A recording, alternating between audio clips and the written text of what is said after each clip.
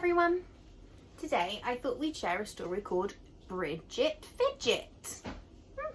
Bridget Fidget. I wonder if this is Bridget or this is Bridget. Bridget Fidget was dreaming about pets when the doorbell rang. Ding dong! She leapt out of bed, put her clothes on and raced downstairs with Captain Cat. Spazoom! It must be the pet shop man with a pet for me. But when Bridget got downstairs, all she found was a great big box. I wonder what could be in this box. Do you think it might be an animal?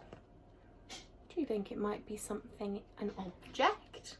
Something she might use? It was decorated with lovely ribbons that probably said congratulations and here's your new pet, or something like that. Do you think that that yellow tape is ribbons? Or do you think it might be warning her of something? It's a bit small for a unicorn, she said. And it was filled with all sorts of snow. Maybe it's a penguin, Captain Cat. Do you think that that's snow?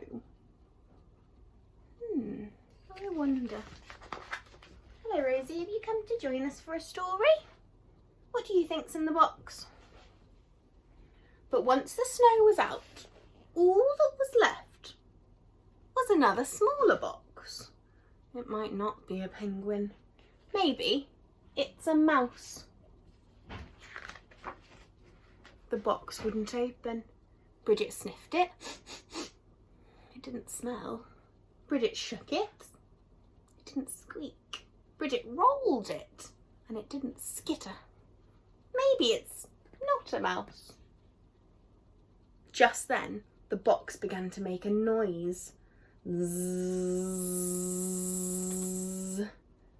It's asleep, Captain Cat. There's a sleepy little pet. A sleepy little secret pet in the box and we need to wake it up. A shower is good for waking up. But Daddy was already in the shower.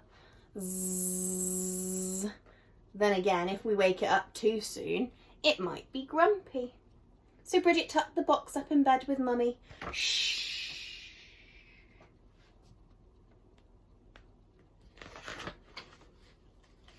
Bridget Fidget! Do you think that someone's a bit cross? Daddy didn't like the snow one bit. He made a lot of noise, which woke Mummy up. Luckily, Daddy cheered up when he saw the box. So that's how it opens. It's a, what is it? It's a pet in its own house and it's going to live on my bedroom wall. Does anyone know what that is? There's a clock on the house and when it's time to get up, the clock goes ding. The door opens and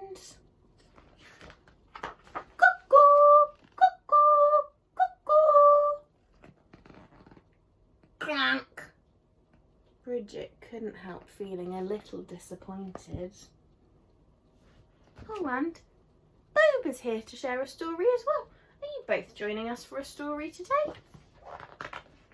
The book doesn't smell like anything. You don't need to sniff it.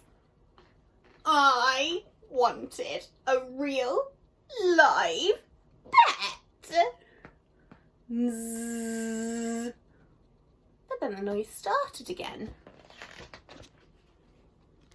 Zzz. And from a little window on the side of the clock flew a real live ladybird.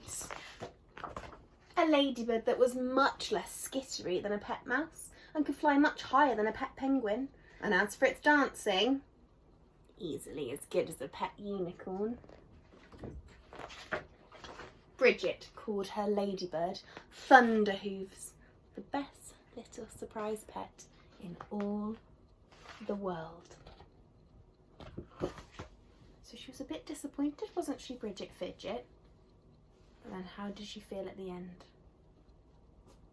She did, didn't she? She felt very pleased in the end, very happy that she'd got a pet ladybird. I wonder if you've seen any ladybirds around. I'm not sure that they like it in the winter, do they? Thanks for sharing another story with me, and I'll see you soon. Bye-bye.